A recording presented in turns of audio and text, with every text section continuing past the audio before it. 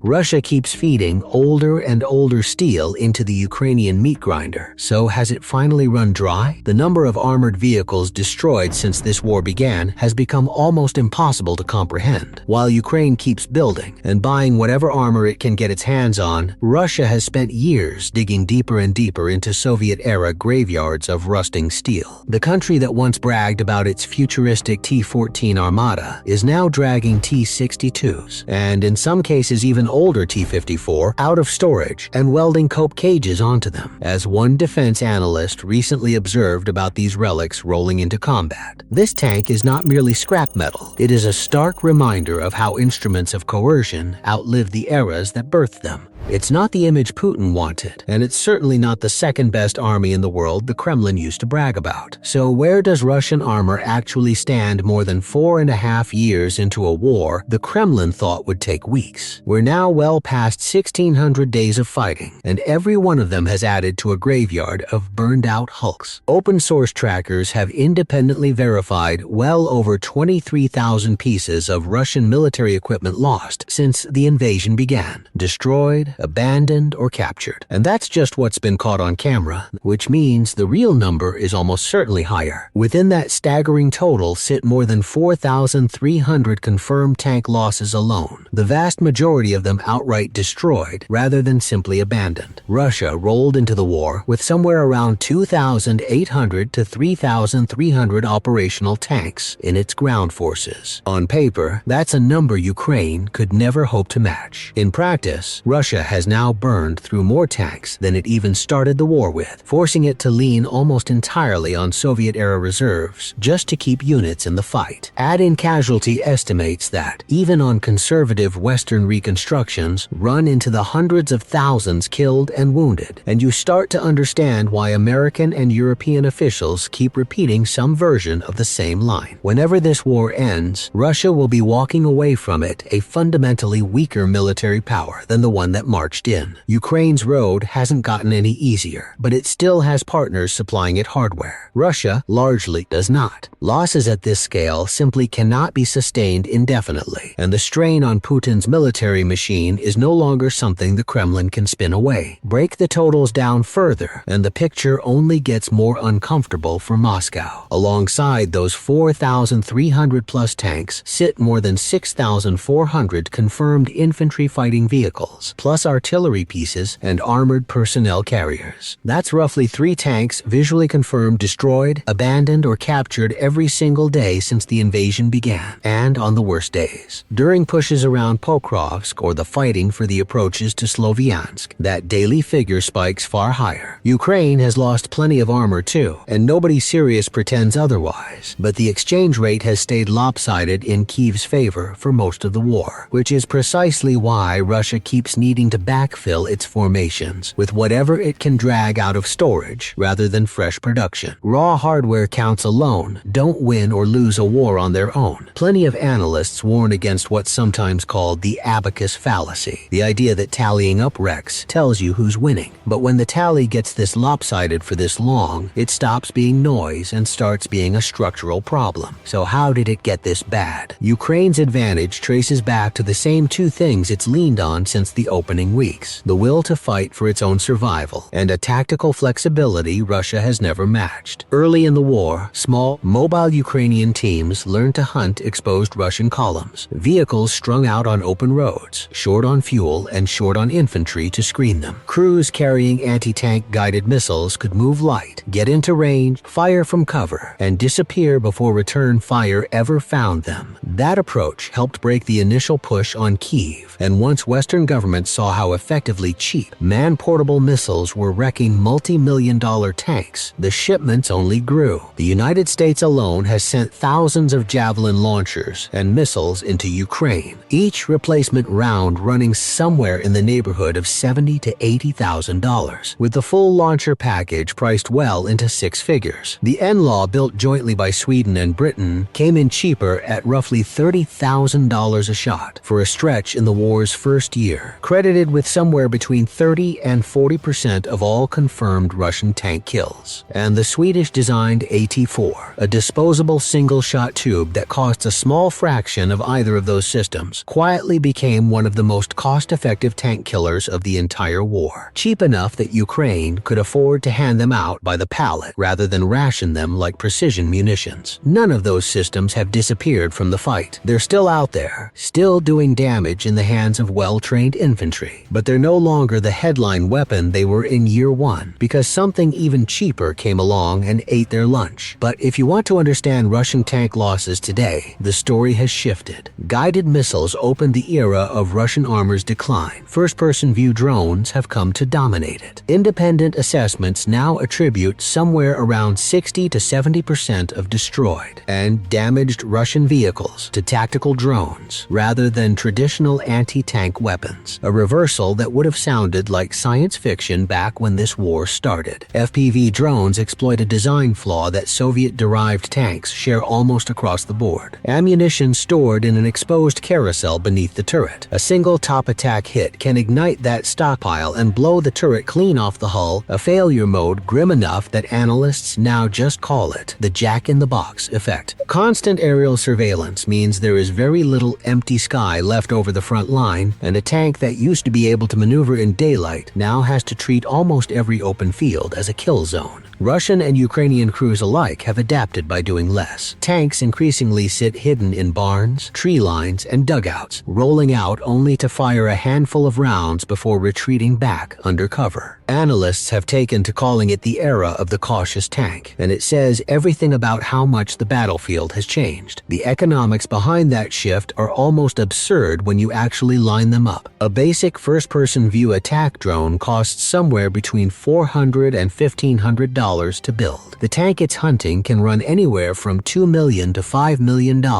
depending on the variant, even accounting for the fact that most individual drones miss or get shot down before they connect. Analysts have worked out an expected cost of roughly $1,000 to $2,000 per confirmed vehicle kill. Once you factor in the full swarm of attempts it typically takes to land one hit, which means a target worth 1,000 times more than the weapon that destroyed it is now a routine, daily occurrence along the front. Ukraine went from producing essentially 0 attack drones domestically at the start of the war to workshops and volunteer cells turning out tens of thousands of them every month by mid-2026. Some estimates run well past 100,000 monthly once every garage-built unit across the country gets counted. Russia has scrambled to match that pace with its own FPV programs and dedicated drone detachments, but by most independent assessments, it's still playing catch-up on both volume and pilot training. It's not hard to see why Western defense planners, watching all of this unfold, have started asking hard questions about how much longer the traditional armored formations survives in its current shape. None of this erases the second half of the story, which is Russian tactical dysfunction. Battalion Tactical Group, once billed as the backbone of Russian combined arms doctrine, was consistently loaded with too much armor and too little infantry to screen it, leaving convoys exposed to exactly the kind of ambushes that gutted Russian columns in the war's opening year. Without reliable air cover or persistent drone reconnaissance of their own early on, Russian formations regularly drove blind into contact. Fuel shortages, patchy logistics, and an inability to recover bogged-down vehicles turned mechanical breakdowns into permanent losses. Russia has since moved away from the Battalion Tactical Group model, but the damage from those early years, in equipment, in trained crews, in institutional confidence, was already done, and the military has never fully recovered the experienced personnel it burned through in the process. That personnel gap explains a lot about how Russia fights today, with so many of its most experienced armored crews and non-commissioned officers dead, wounded, or captured in the war's opening phases. The Kremlin has leaned harder and harder on sheer volume of infantry rather than coordinated combined arms pushes, waves of dismounted troops, often with minimal training, probing forward while armor sits back and waits for a gap to exploit rather than leading the charge itself. It's a doctrine built around manpower Russia still has plenty of, substituting for the mechanized sophistication it's largely lost. Tanks still matter in this approach, but they've been demoted from spearhead to supporting fire, wheeled out for short, high-risk bursts rather than the deep armored forward thrusts the Soviet playbook used to call for. It's a long way from the confident columns that rolled toward Kyiv in the war's opening days, and it shows just how much Russian doctrine has had to bend around losses it never planned for. Sanctions have quietly done just as much damage as any missile. Modern tanks run on electronics, fire control computers, thermal sights, communications relays, almost all of it dependent on semiconductors Russia has historically imported rather than built. Western restrictions have cut off large volumes of that supply, and reporting on Russia's own defense industrial base shows the cost. Ukraine's military intelligence directorate recently stated it plainly. The key factors limiting the ability to produce modern armored vehicles in Russia are a lack of industrial capacity and a shortage of imported, high-tech components. Engineers cannibalizing chips out of household appliances, smugglers routing components through third countries disguised as consumer electronics, and Russia's flagship tank plant, Uralvagonzavod, leaning on hundreds of aging Western-made machine tools it can no longer easily service or replace. That same plant has reportedly cut staff and frozen hiring as import costs for components and alloys have climbed, even while claiming to keep T-90M production running in the low hundreds annually. Nowhere near enough to offset losses at the current rate, let alone rebuild a reserve. It's the same story that quietly killed the T-14 Armata as a real fighting vehicle, once advertised as Russia's next-generation main battle tank. Orders for thousands of units never materialized into a real production line. The country simply didn't have the industrial capacity to build a fleet of them while also trying to keep its existing force alive in Ukraine, which brings us back to the Cold War graveyard. With modern tank production unable to keep pace with modern tank losses, Russia has spent years pulling T-62s and even older T-54 hulls out of long-term storage, patching them up at repair depots, and pushing them toward the front. Ben Barry, a senior armored warfare expert at the International Institute for Strategic Studies, noted the sheer desperation of this shift, stating, "It suggests they've used up all the T-62s they have in service, so they are down to T-55s." These are museum pieces by any honest standard, mechanically simple machines built decades before the electronics-heavy platforms they're meant to supplement, and their reappearance on a modern battlefield says more about Russian industrial strain than any press release from Moscow ever could. And it's not hard to understand why storage was never going to be a clean solution. Vehicles left sitting for decades without regular maintenance don't stay combat ready just because they're sitting on a lot somewhere in Siberia.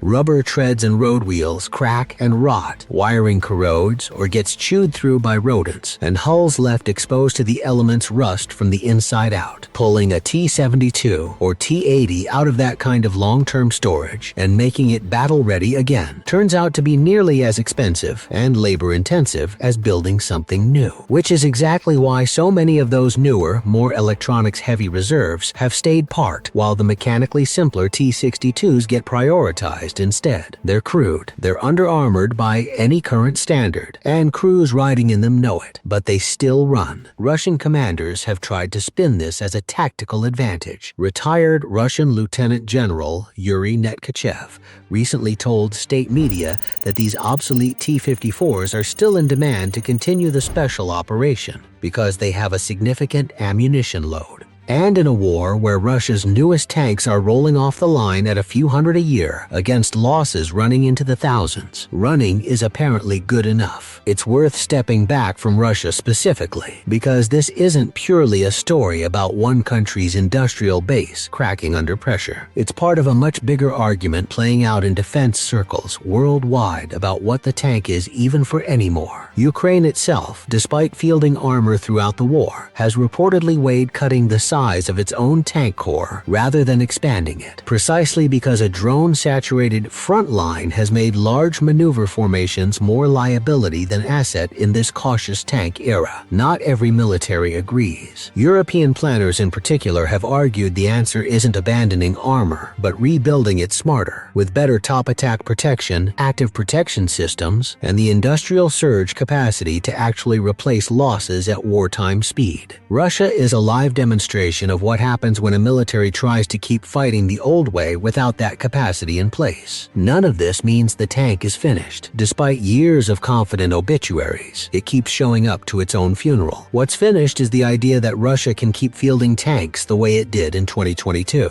Armor that survives now does so by staying hidden, moving rarely, and accepting that its old job, leading a fast armored breakthrough, belongs to a battlefield that no longer exists along most of this front. Whether Russia can outproduce its losses, outweigh Western resolve, or simply run its remaining Soviet stockpiles down to nothing is still an open question. But the trajectory of the last 4.5 years hasn't been kind to Moscow's armored ambitions, and there's little on the horizon suggesting that changes soon. What do you think? Does Russia's continued armor attrition end up shaping how this war finally concludes? Let us know in the comments, and don't forget to subscribe for more military analysis.